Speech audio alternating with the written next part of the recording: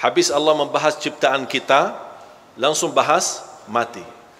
Allah ingin memberikan pesan kepada kita, kalau proses ciptaanmu itu butuh tahapannya sampai diperkirakan 4 bulan, kematian itu kamu lebih cepat daripada 4 bulan itu.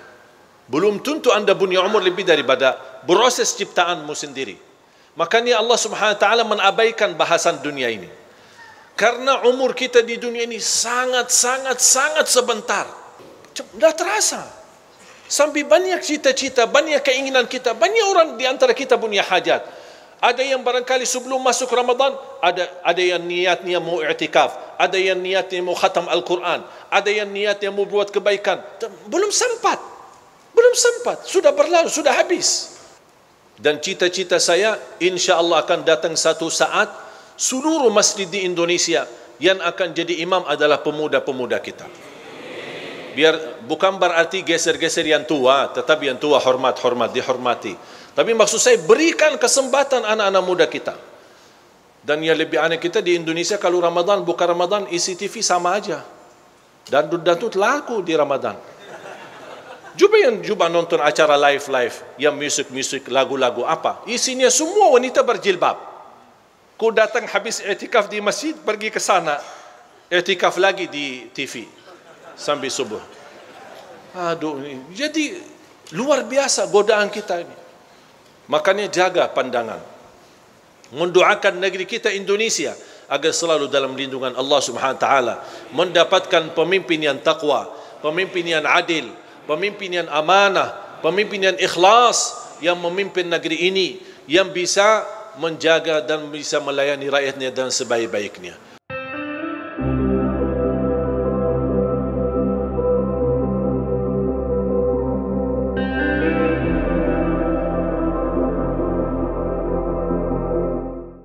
Bismillahirrahmanirrahim.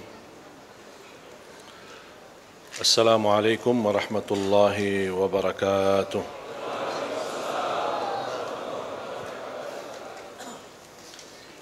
Alhamdulillahi rabbil alamin. Usalli wa usallimu ala ashrafil anbiya'i wal mursalin, sayyidina wa nabiyina Muhammad wa ala alihi wa sahbihi wa man tabi'ahum bi ihsanin ila yaumiddin. Allahumma alimna ma yanfa'una wanfa'na bima 'allamtana wa zidna ilman wa tuqa. Allahumma innaka 'afuwun tuhibbul 'afwa fa'fu 'anna ya karim. Jamaah Masjid Agung Sunda Kelapa yang saya cintai, kaum muslimin muslimat, sahabat saya Mbak Sutrasuni yang menyampaikan sambutannya, terima kasih semangatnya dan motivasi untuk jamaah.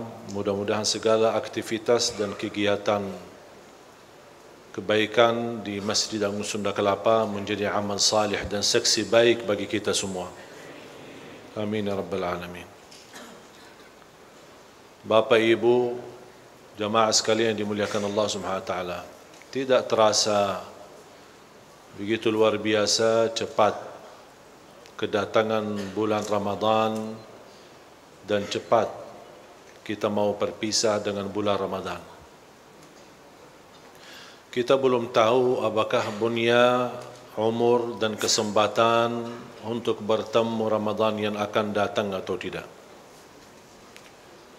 Tapi yang selalu saya doakan, mudah-mudahan insyaAllah Ramadan ini kalau memang ditakdirkan menjadi terakhir bagi sebagian dari jamaah, mudah-mudahan menjadi Ramadan yang terbaik, yang menantarkan kita husnul khatimah. Yang ditakdirkan masih punya umur, mudah-mudahan sehat walafiat, bertemu Ramadan yang akan datang dan terus lebih baik lagi. Karena orang mukmin dia cerdas memanfaatkan umurnya. Semakin panjang dan hakikatnya semakin pendek, karena semakin mendekati kematian. Dan dia selalu menyadarkan diri, terlewat satu hari berarti semakin dekat kepada rumah terbaru yang kita semua akan masuki masing-masing adalah kuburan kita.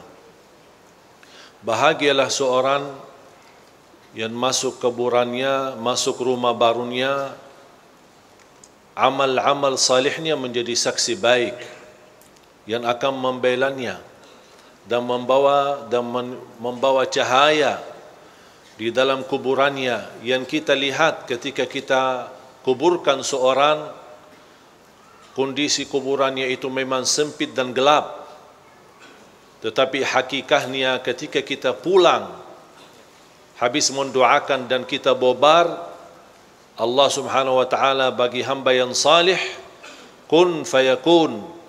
Allah Subhanahu wa taala luaskan kuburannya menjadi seluas dan sepanjang pandangan mata melihat. Dan Allah rubahkan kesempitan itu menjadi tempat dari Raudhatum Riyadil Jannah. Terbuka di sampingnya satu pintu yang Allah tunjukkan lewat pintu tersebut posisinya di dalam surga Allah Subhanahu wa taala. Makanya hamba yang salih di saat itu melihat karunia dan keagungan dan keberkahan dan janji Allah yang akan menjadi kenyataan, dia berkata, ya Allah, mohon segerakanlah hari kiamat. Segerakanlah hari kiamat.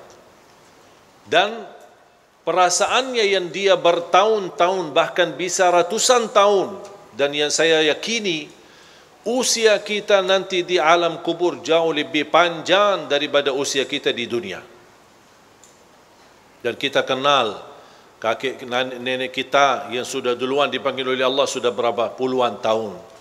Ada dari keluarga kakek nenek kita yang belum kita pernah kenal, mereka sudah puluhan bahkan ratusan tahun di bawah tanah. Hanya Allah Subhanahu wa taala yang mengetahui bagaimana keadaan mereka di situ. Ketika orang terbuka di sampingnya pintu dari pintu surga, dia memohon kepada Allah segerakan hari kiamat. Dan dia akan merasa masa panjangnya di dalam kubur seperti orang tidur malam hari dan bangun sudah bangkit hari kiamat. Sudah kedatangan dan tibanya hari kiamat. Subhanallah.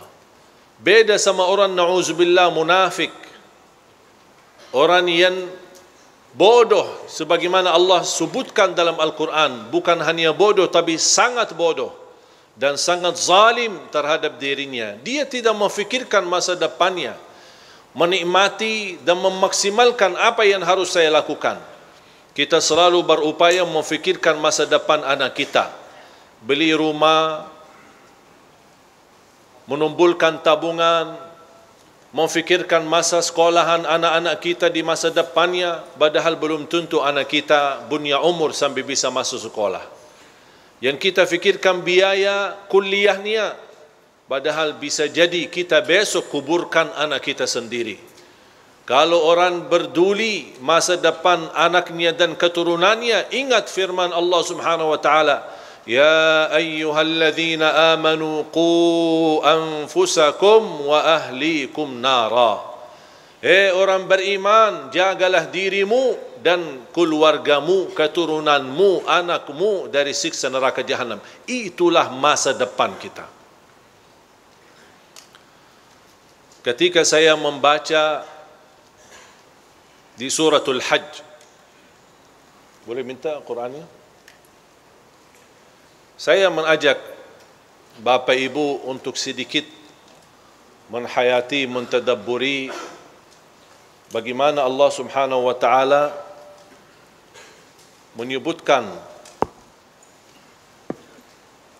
tahap-tahap ciptaan manusia.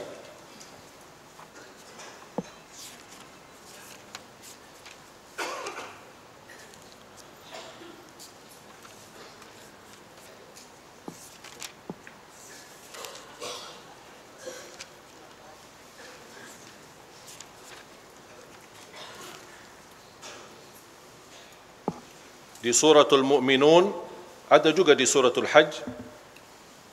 Ketika saya membaca dan menhayati mulai dari ayat 12 suratul Mu'minun sampai ayat 16. Tolong ada dari panitia bacakan terjemahannya. A'udzu billahi minasyaitonir rajim. Saya mohon ayat-ayat ini disimpan, suratul Mu'minun, mulai dari ayat 12 sampai ayat 16. A'udzu billahi minasyaitonir rajim. Bismillahirrahmanirrahim. وَلَقَدْ خَلَقْنَا الْإِنسَانَ مِنْ سُلَالَةٍ مِنْ طِينٍ ثُمَّ جَعَلْنَاهُ نُطْفَةً فِي قَرَارٍ مَكِينٍ ثُمَّ خَلَقْنَا النُّطْفَةَ عَلَقَةً فَخَلَقْنَا الْعَلَقَةَ مُضْغَةً فَخَلَقْنَا الْمُضْغَةَ عِظَامًا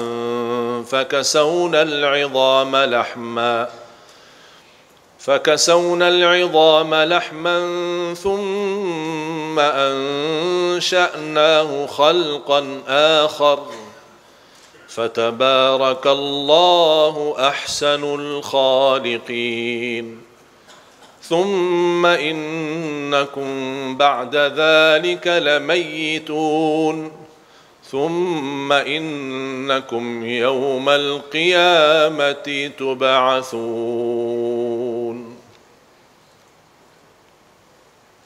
Silahkan terjemahan.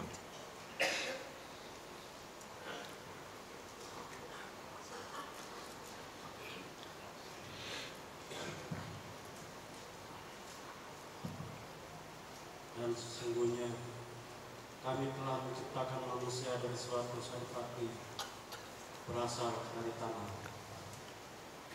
Kemudian kami jadikan saraf api itu air mani yang disimpan dalam tempat yang kokoh rahim. Kemudian air mani itu kami jadikan segumpal darah. Lalu segumpal darah itu kami jadikan segumpal daging. Dan segumpal daging itu kami jadikan tulang belulang. Lalu tulang belulang itu kami bungkus dengan daging. Kemudian kami jadikan dia makhluk yang berbentuk lain. Maka Maha Sucilah Allah, Pencipta yang paling baik. Ayat ini cukup panjang kan? Sampai Allah Subhanahu wa taala detail menjelaskan bagaimana proses bertahap-tahap ketika di alam janin. Mulai dari nutfah sampai dia menjadi bentuk. Dan Allah Subhanahu wa taala tidak keberatan menggambarkan dan menjelaskan sedetail itu. Prosesnya bertahap-tahap, tahap awal, tahap dua, tahap sampai terakhir. Padahal masa waktu proses ini sebagaimana Rasulullah SAW sudah pernah gambarkan di dalam hadis yang sahih. 40 hari nutfah, 40 hari alaqah, 40 sampai ditiup ruh. Diperkirakan 3 sampai 4 bulan. Diperkirakan 3 sampai 4 bulan menjadi bentuk, ada ruhnya, ada jasad. Betul kan?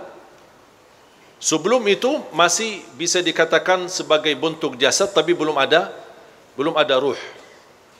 Tapi coba bayangkan, kira-kira proses terwujud atau ciptaan Allah Subhanahu wa taala kira-kira terlalu panjang atau pendek?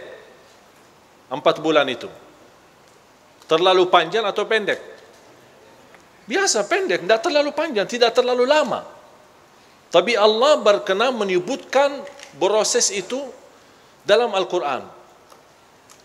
Bukan di situ saya tertarik. Tapi coba, selepas Allah menggambarkan sedetail itu, bagaimana ciptaan manusia asal dari awalnya sampai terbentuk dan ditiup ruh. Fatabarakallahu ahsanul khaliqin, dan Allah Subhanahu wa taala sebaik-baik pencipta.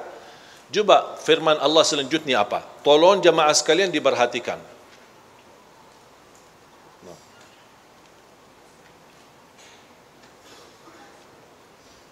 Kemudian sesudah itu sesungguhnya kamu sekalian benar-benar akan mati.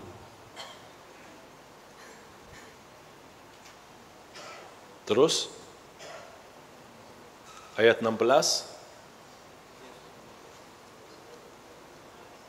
Kemudian sesungguhnya kamu sekalian akan dibangkitkan dari kuburmu di hari kiamat. Sekarang pertanyaan saya, kira-kira apa yang menarik di sini? Apa yang kira-kira Allah tidak sebutkan di sini?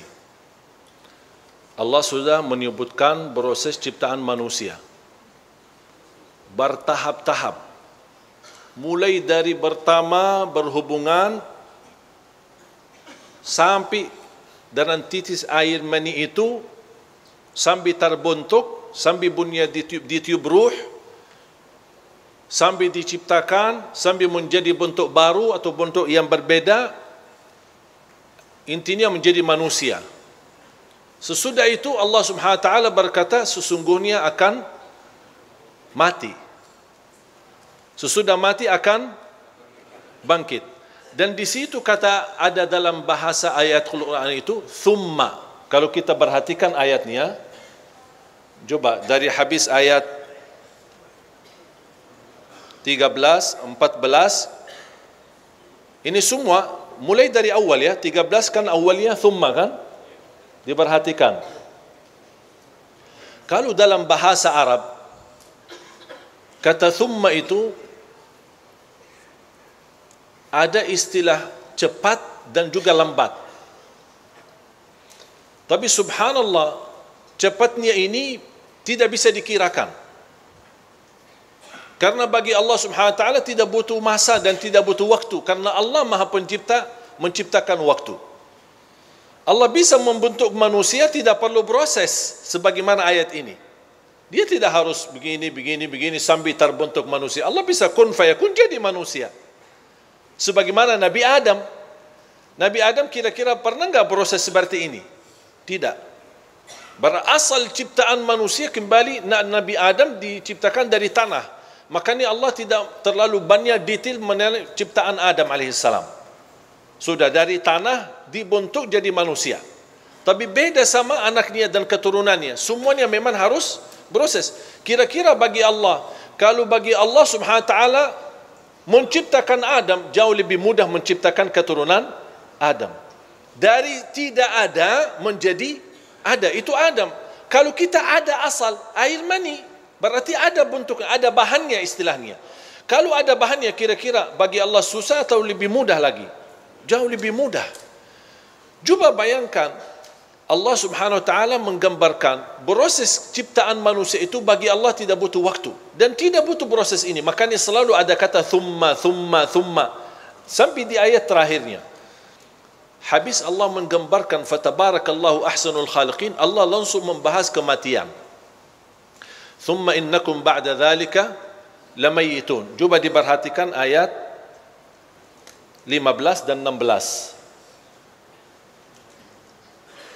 Thumma, tidak terlepas dari thumma. Ayat selanjutnya 16 masih juga thumma.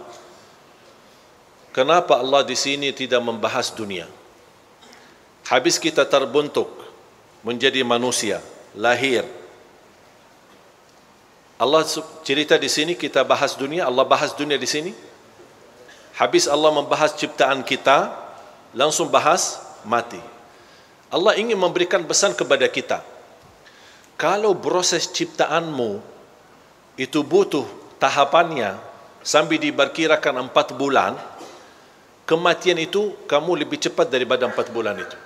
Belum tentu anda punya umur lebih daripada proses ciptaanmu sendiri. Makanya Allah Subhanahu wa taala menabaikan bahasan dunia ini. Karena umur kita di dunia ini sangat sebentar. Makanya Allah Subhanahu wa taala tidak memperdulikan, tidak menggambarkan tahap-tahapnya di ayat ini, supaya kita sadar Allah mau menghitungkan masa yang pendek, yang 4 bulan tahap ciptaan kita, tapi yang usianya 60, yang usianya 70, yang usianya sampai 100 Allah tidak bahas. Karena usia kita di dunia sungguh sangat cepat. Dan silahkan tanya yang sudah usia 70, 80, kira-kira berjalan masa hidupnya seperti apa? Tidak terasa, tidak sadar kita manusia. Saking begitu cepat. Ini Ramadan bukti. Dan sering saya berkata, Ramadan tahun ini termasuk menurut saya Ramadan yang paling cepat. Setuju enggak? Dah terasa. Sampai banyak cita-cita, banyak keinginan kita, banyak orang di antara kita punya hajat. Ada yang barangkali sebelum masuk Ramadan, ada yang niatnya mau i'tikaf, ada yang niatnya mau khatam Al-Quran, ada yang niatnya mau buat kebaikan. Belum sempat, sudah berlalu, sudah habis. Saya gambarkan bagaimana Imam Syafi'i mampu mengkhatam 60 kali di bulan Ramadan. Saya sudah sendiri mencoba menghitungkan waktu. Satu kali khatam membutuhkan 10 jam. Berarti Imam Syafi'i 2 kali khatam 20 jam. Berapa yang tersisa? 4 jam. Ngapain Imam Syafi'i 4 jam? Tahajud, tidur, urusin keluarganya, cari nafkah dan rezeki. Bagaimana? Cuba bayangkan. Makanya jemaah sekalian, luar biasa ayat ini. Begitu saya baca, kadang-kadang mohon maaf kita yang hafal Quran, belum tentu kita mampu menghayati semua isi Al-Quran. Jangan anda berfikir semua orang penghafal Al-Quran seolah-olah sudah 100% memahami isinya. Belum tentu. Termasuk saya. Saya tidak bisa menjaminkan diri saya memahami semua isi Al-Quran 30 juz. Memahami maknanya, alhamdulillah faham maknanya, kan memang bahasa Arab. Tapi yang saya maksud, memahami makna isi Al-Quran yang membuat hati ini terbuka, sadar, tersentuh, itu tidak semua bisa. Sudah berapa kali saya baca suratul Mu'minun? Baru kali ini ketika saya baca di beberapa waktu kemarin, saya kok tersentuh hati saya di situ. Ada apa? Kenapa Allah di sini tidak membahas dunia? Kadang kita mencari sesuatu, belum tentu bertemu. Tapi sambil kita membaca, ada satu saat, subhanallah, tersentuh kita hati. Biarpun mohon maaf, orang awam tidak memahami isi Al-Quran, bisa jadi ketika dia membaca satu ayat, barangkali sebelumnya sering berkali-kali dibacakan, tapi tiba-tiba satu saat, kok menangis karena ayat itu. Tiba-tiba satu saat, tersentuh hatinya di saat itu. Padahal sebelumnya sudah berkali-kali dibaca. Siapa yang tidak hafal surah Yasin? Tapi siapa yang menangis ketika baca Yasin? Tidak semua bisa menangis. Walaupun banyak yang hafal surah Yasin. Sering kali kita bacakan malam Jumat, atau ketika ada acara, ada yang keluarga meninggal dunia, berkali-kali kita baca. Bahkan ada saking sering diulang, sudah hafal. Tapi pernah enggak kita baca Yasin tapi nangis? Padahal ada beberapa ayat, saya yakin kalau turunnya ayat itu di atas gunung, hancur menjadi pasir dan tanah. Saking dahsyat ayat itu. Makanya jemaah sekalian, semakin betul kata Sayyidina Uthman bin Affan, semakin suci hati kita, semakin tidak akan puas bersama Al-Quran. Semakin nurani hati kita, semakin indahnya membaca dan mendengar Al-Quran. Dan ini tergantung soal hati. Afala yatadabbaruna al-Quran am ala qulubin akhfaluha. Allah mengingkari perbuatan kita, tidak mentadabburi Al-Quran. Jangan-jangan hati kita terkunci. Coba ada bahasa terkunci. Iman hati kita seperti pintu, ada kuncinya. Bukan, cuman Allah ingin gambarkan. Kalau anda bisa bayangkan pintu terkunci, harus mencari kuncinya supaya bisa buka pintu. Ini juga harus cari kuncinya. Kuncinya bagaimana?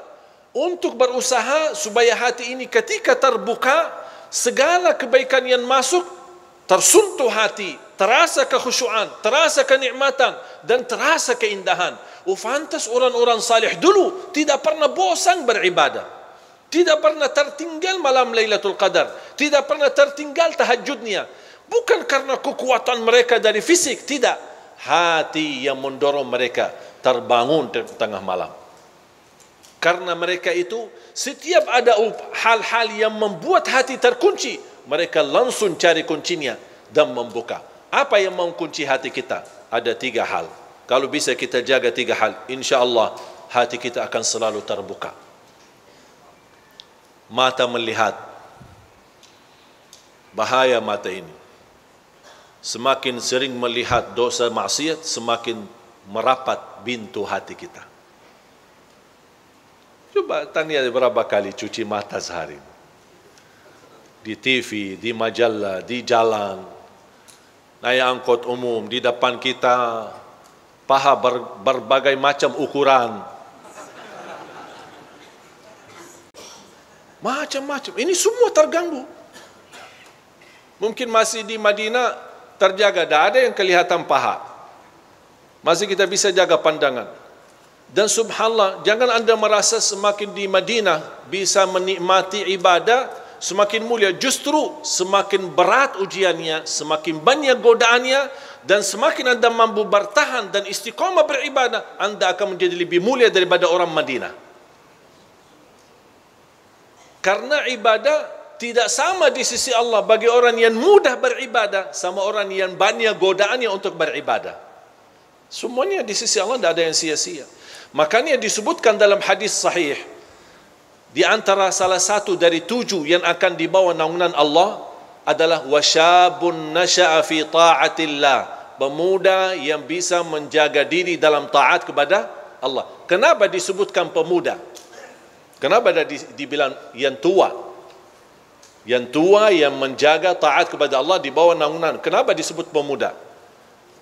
Dari hadis ini saya berani berkata, pemuda yang taat lebih mulia di sisi Allah daripada yang tua yang taat. Mohon maaf bapak-bapak. Kenapa? Mengapa yang muda taat lebih mulia di sisi Allah daripada yang tua taat? Walaupun sama-sama taat, tapi yang muda lebih mulia. Kenapa? Karena yang muda lebih banyak godaannya.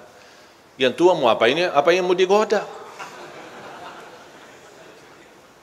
Makanya subhanallah, semakin anda mampu istiqamah di usia muda, makanya salah satu nanti pertanyaan di hadapan Allah yang akan ditanyakan, ada kan 4 pertanyaan, tidak akan tergeser kaki seorang sebelum ditanya oleh Allah. Pertama, an umurihi fima afna, umurmu apa yang kamu isikan. Allah tidak akan bertanya berapa umur kamu. Allah tidak akan bertanya. Allah tidak peduli berapa usia kita, tapi yang ditanyakan oleh Allah, apa isinya. Pertanyaan yang kedua, wa an syababihi fima ablah, usia mudamu apa yang kamu kerjakan. Coba, padahal tadi kan sudah ditanya umur. Apakah istilah umur masuk muda enggak? Masuk. Tapi kenapa ditanya lagi pemuda? Karena pemuda itu lebih diutamakan. Ditanya oleh Allah, apa yang kamu isikan? Atau anda ikuti hawa nafsunya? Makanya perjuangan saya sering mendorong dan motivasi remaja-remaja masjid-masjid. Dan cita-cita saya insya Allah akan datang satu saat seluruh masjid di Indonesia yang akan jadi imam adalah pemuda-pemuda kita. Biar bukan berarti geser-geser yang tua, tetapi yang tua hormat-hormat, dihormati. Tapi maksud saya berikan kesempatan anak-anak muda kita yang sudah menghafal, dan kita melihat anak-anak kita sangat membanggakan. Salah satu contoh, coba saya mengikuti acara Hafiz Indonesia sudah 6 tahun. Luar biasa kita melihat anak-anak kita di bawah usia 10 tahun hafal 30 juz. Bahkan mereka jangan hanya bisa mereka berjuang di Indonesia, tapi alhamdulillah kemarin sampai ada beberapa dari anak-anak kita yang diundang ke Arab Saudi mengikuti lomba internasional. Dan kemarin ada yang juga mendapatkan juara. Ini masih di bawah 10 tahun. Hafal Quran, tapi diajar bahasa Arab, tidak bisa bahasa Arab. Hanya Assalamualaikum, Waalaikumsalam, itu aja bahasa Arab. Tapi hafal Quran, hafal angka, hafal halamannya. Bahkan ada di antara mereka, selain hafal Quran 30 juz, hafal 900 hadis dari Rasulullah SAW. Bukan berkata Rasulullah bersabda, tidak. Tapi dia hafal dari an fulan an Abi Hurairah qala Rasulullah. Panjang dia hafalnya. Kalau anak-anak seperti ini pemuda-pemuda yang sudah menghafal Al-Quran walaupun hanya beberapa juz, kalau tidak dorong mereka dijadikan muazzin, dijadikan imam, apalagi seperti salat tarawih, memiliki suara yang merdu dan bagus, kapan mereka bisa jadi kesempatan kebaikan? Kalau tidak diberikan kesempatan dalam kebaikan, pasti akan keluar dari masjid mencari hal-hal yang bisa mengisi kesibukan mereka. Kalau tidak kesibukan kebaikan, pasti akan terisi hal-hal yang buruk. Dan semua orang bisa larinya ke dosa maksiat, wallahi karena kosong hatinya. Tak ada orang yang berisi hati taat, taqwa, cinta, iman, ikhlas, dia berbuat dosa maksiat, tak mungkin. Begitu kosong hati, syaitan datang, arahkan hatinya kepada syahwat, hawa nafsunya, maksiat dan dosa. Tapi kalau isinya dilindungi oleh Allah hatinya, karena dia isi taqwa, iman dan belajar ilmu dan selalu ma'murkan masjid, syaitan tak punya jalan masuk ke situ. Jadi jaga pandangan. Kalau terpaksa cuci mata boleh sekali. Tapi sekali itu jangan panjang. Sekali melihat, ini bukan hak kita, haram dilihat, bukan muhrim kita. Astaghfirullah. Ya Allah maafkan. Ada yang berkata, oh jadi yang pertama halal, yang pertama boleh. Tapi panjang. Kan masih pertama katanya. Astaghfirullahalazim. Apalagi kalau pandangan ini disertai dengan syahwat. Kadang-kadang gara-gara satu pandangan itu bisa membuat orang jatuh cinta. Sampai tidur mimpi perempuan itu atau apa yang dia lihat. Sampai terbangun pemikiran, perasaan macam-macam. Sampai berdoa, ya Allah ketemukan lagi kalau dia jodoh saya, ya Allah.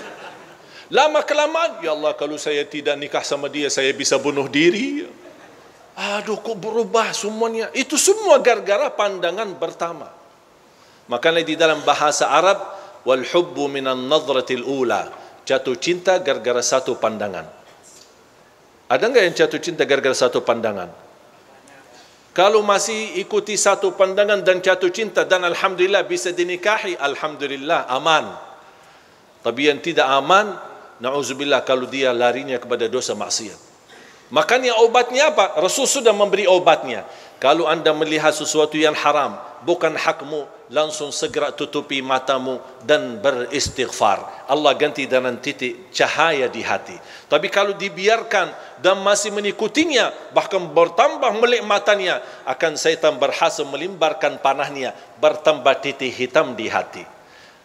Makanya Al-Hasan Al-Basri ketika ditanya sama seorang, aku biasa dulu suka bisa tahajud, mudah bisa tahajud. Kok tiba-tiba agak susah dan berat tahajud? Apa kata Imam Al-Hasan Al-Basri? Kabbalatka dhunubuka wa ma'asik. Terikat dirimu gara-gara dosamu. Yang biasa di saf pertama, tiba-tiba suka telat, tolong tanya diri, dosa apa yang kita lakukan? Sambil mundur. Tahajud mudah, tiba-tiba merasa berat.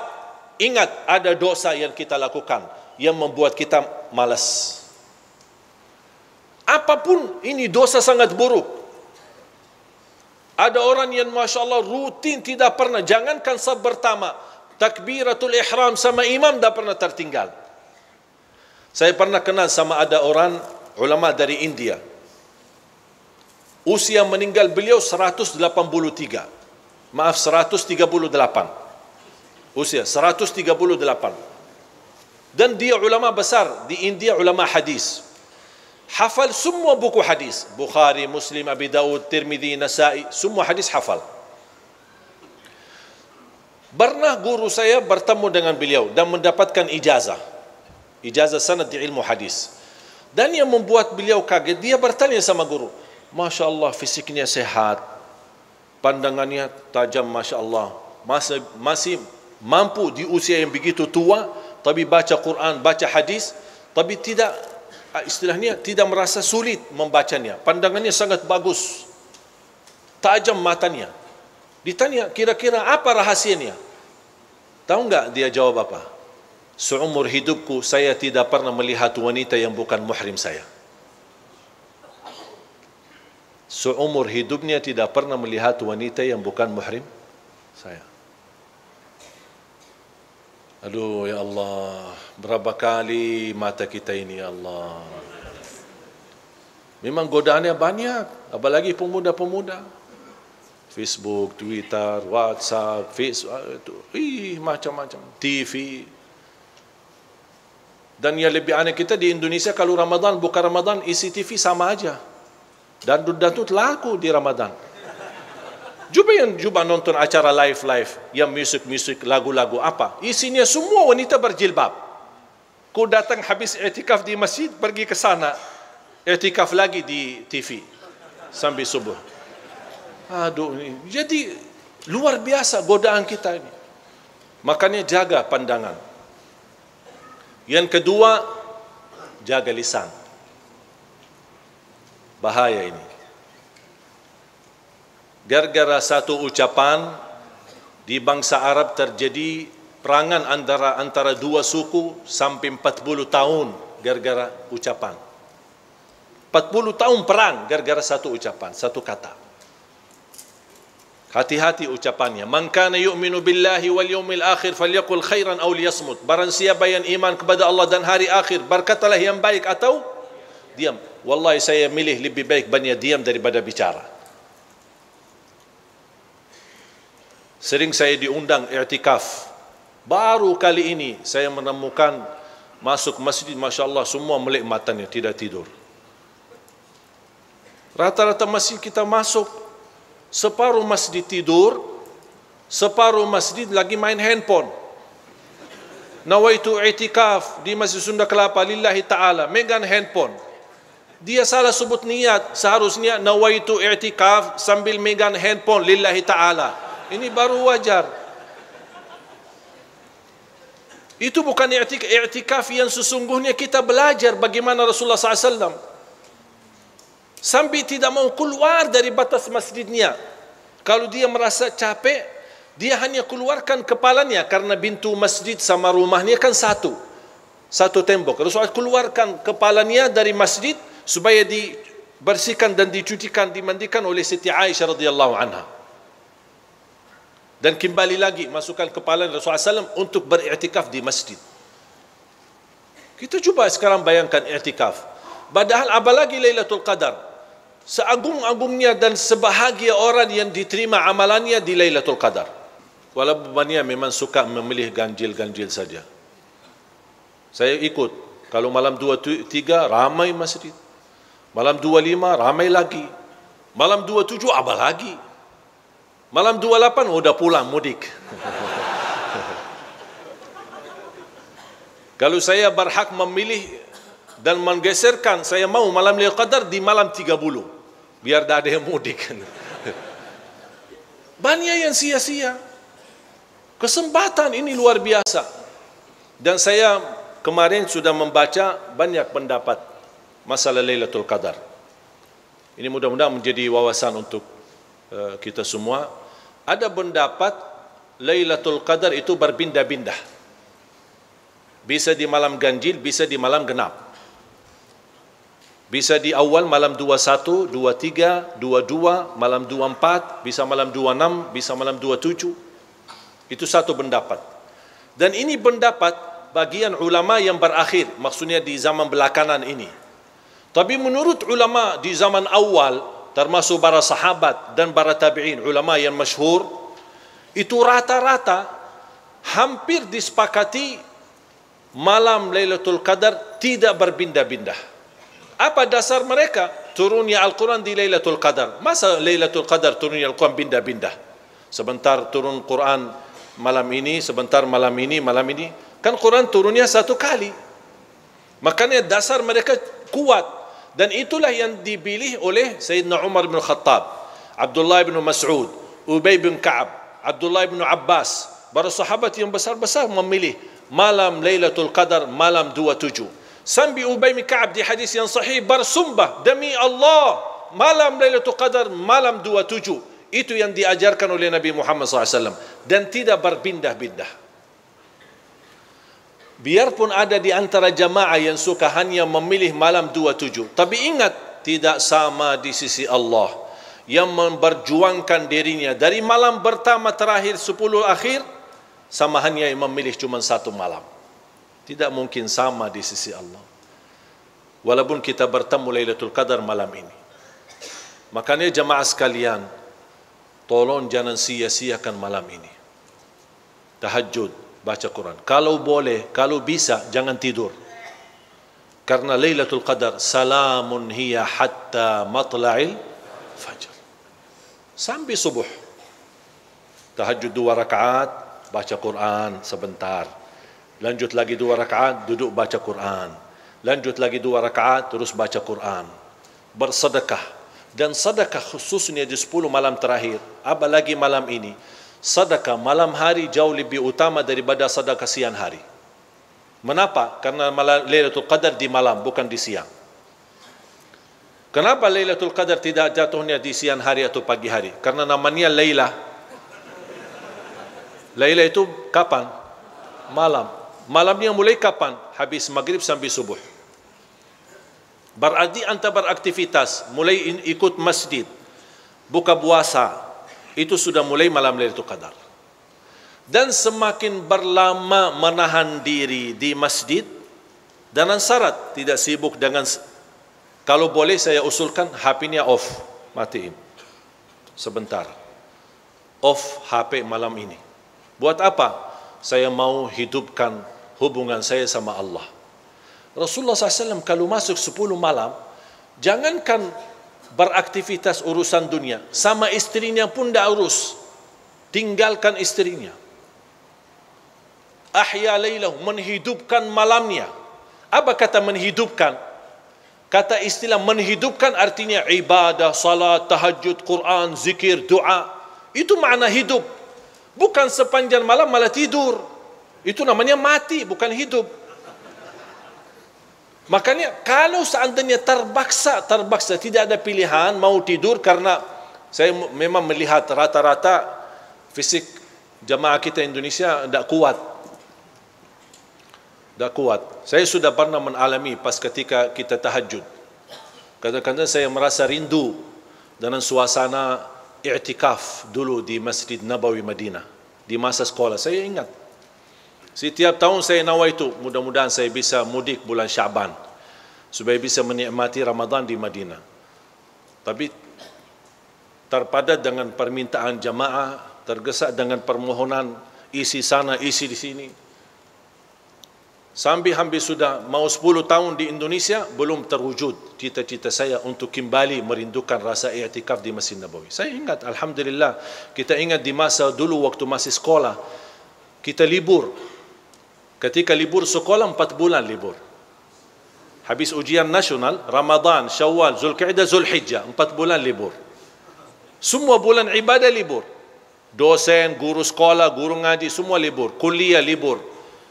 Hanya yang masuk yang tidak bisa memang melepaskan seperti dokter di rumah sakit, polisi, bertugas, kemudian di urusan bank. Tapi selain itu semuanya libur. Makanya kita selalu sepakat ketika ujian nasional di bulan Syaban, kami bersama teman-teman sekolah, kita sudah berjanjian, ayo kita bertemu di Masjid Nabawi ya, kita berlomba-lomba untuk sebanyak-banyaknya mengkhatam Al-Quran. Dan kita bercita-cita untuk mengkhatam Al-Quran sebagaimana sebanyak Imam Syafi'i. Tapi alhamdulillah gagal, belum. Tak bisa-bisa. Tak bisa bayangkan. Kok 20 jam kita harus baca Al-Quran. Makanya bagaimana saya mampu menghitungkan, karena saya begitu khatam 1 kali sehari, saya tahu diperkirakan antara 8 sampai 10 jam. Ini bagi yang lancar. Kalau yang berbata-bata, wallahu a'lam kapan habisnya. Makanya jamaah sekali lagi saya mohon, kalau bisa nonaktifkan HP-nya, fokuskan ibadah dan fokuskan banyak doa. Di antara doa yang dibanjatkan dan disunnahkan adalah doa Rasulullah SAW kepada Siti Aisyah. Ketika Siti Aisyah minta amalan, ya Rasulullah, kalau saya bertemu Lailatul Qadar, apa doa yang saya banjatkan? Kata Rasulullah SAW, quli Allahumma innaka afuwun tuhibbul afwa fa'fu anni. Doa ini sangat indah, sangat luar biasa. Dan ini kesempatan di malam ini kita berbanyak doa ini. Karena isinya dan maknanya bukan hanya kita memohon diampuni dosa, bukan meminta dimaafkan, Tapi arti afu jauh lebih tinggi daripada memohon ampunan. Kalau mohon ampun, Allahumma ghfirli, ya Allah ampunilah dosa kami.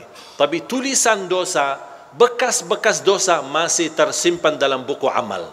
Tapi Allahumma innaka afuun, Allah ampuni dosa, Allah hapuskan dosa, dan Allah tidak akan sisahkan sedikit pun dari bekas dosa dalam tulisan buku amal. Berarti ketika kita di hari kiamat, insya-Allah buku amal kita bersih berkat doa Allahumma innaka afuun tuhibbul afwa fa'fu anni. Dalam sujud boleh, habis salat boleh, menjadi wirid kita sebagaimana kita baca subhanallah walhamdulillah wa la ilaha illallah wallahu akbar, boleh kali ini dan malam ini khususnya kita jadikan wirid kita Allahumma innaka afuun tuhibbul afwa fa'fu anni, Allahumma innaka afuun tuhibbul afwa fa'fu anni, Allahumma innaka afuun tuhibbul afwa fa'fu anni. Kita mengharap pemaafan Allah Subhanahu wa taala, karena pemaafan Allah beda sama pemaafan manusia.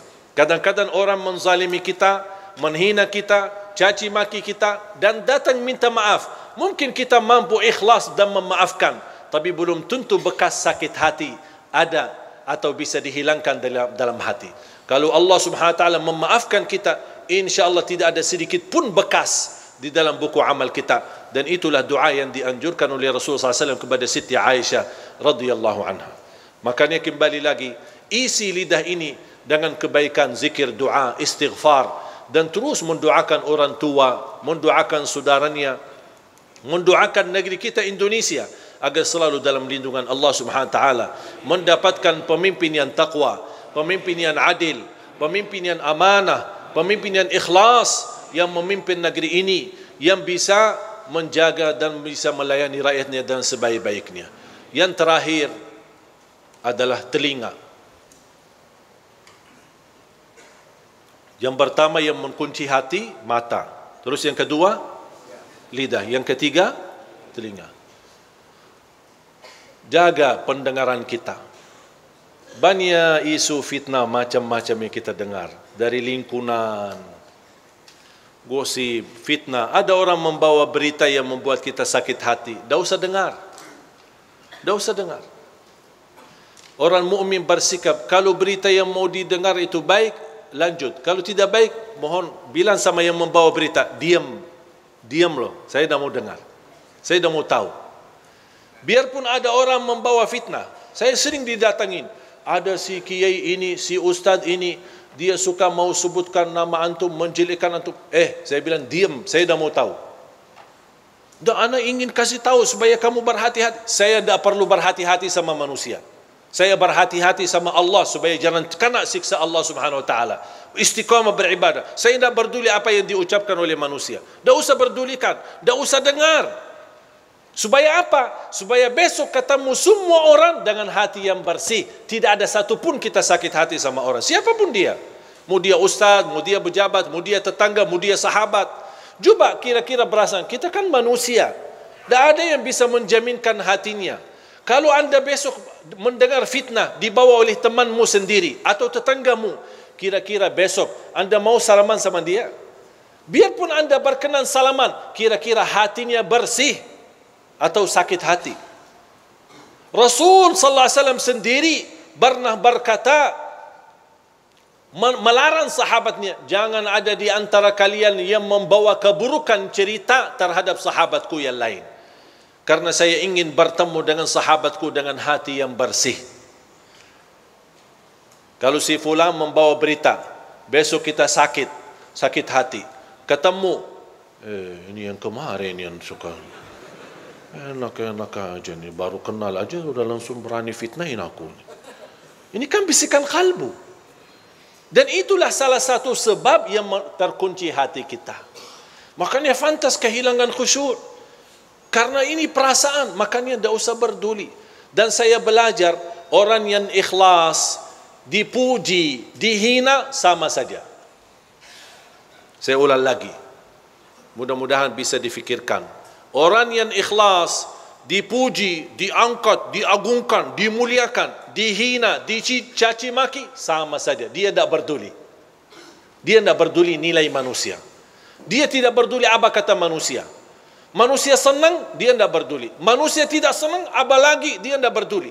Yang dia pedulikan, Allah senang, Allah suka, Allah ridha, Allah mau, sudah selesai.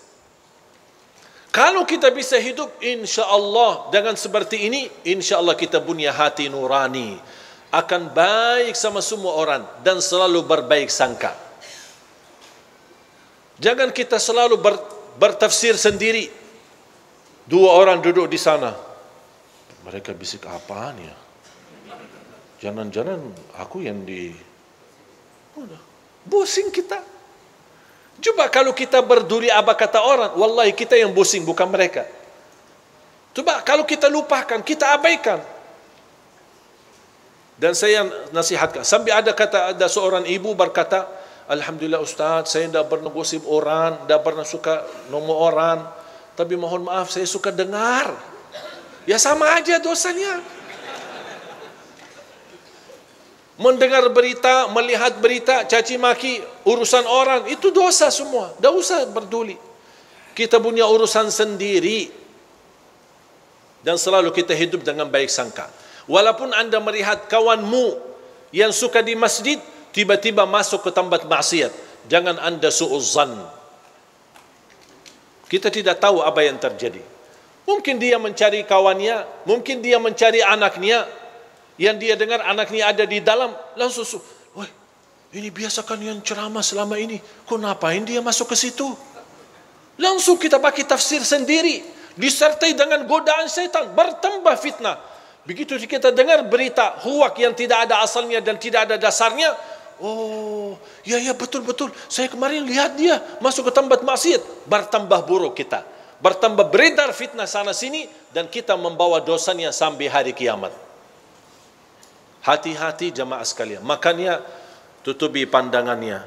Hanya yang kita lihat tempat kebaikan, tempat masjid, majlis ta'lim, lihat Al-Quran, supaya Allah Subhanahu wa taala selalu membersihkan pandangan kita dari segala hal-hal yang tidak kesengajaan kita lihatnya. Insya-Allah terhapus dosanya gara-gara kita sering melihat. Makanya salah satu ulama berkata, kalau saya merasa hati mulai keras dan tertutup, saya berbanyak melihat Al-Quran. Berbanyak lihat Al-Quran. Jamaah sekalian dimuliakan Allah Subhanahu wa taala, tolong maksimalkan, nikmati malam ini. Jaga, kuatkan dirimu, kuatkan hubunganmu sama Allah Subhanahu wa taala. Tunjukkan kepada Allah yang terbaik. Terbaik tahajud, terbaik baca Al-Quran, walaupun masih berbata-bata. Tunjukkan kepada Allah, ya Allah, itulah kemampuan saya, tapi itulah yang terbaik, insya Allah. Allah akan terima. Kalau Allah sudah terima, balasan Allah tidak akan menjadi biasa. Pasti balasan Allah akan menjadi luar biasa. Fala ta'lamu nafsun ma ukhfiya lahum min qurrati a'yun jazaa'an bima kanu ya'malun. Tidak ada jiwa pun yang bisa tahu apa yang telah dirahasiakan oleh Allah dari balasan-balasan dan kebaikan yang akan Allah berikan kepada kalian atas apa yang kalian kerjakan di masa dunia. Dan balasan Allah, ingat, akan menenangkan hatimu, kata Allah.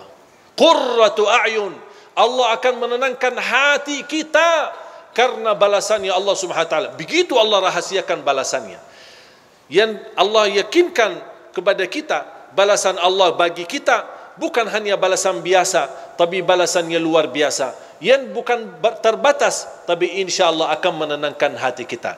Kalau Allah berkata menenangkan hati, kan hati kita kan berbeda-beda.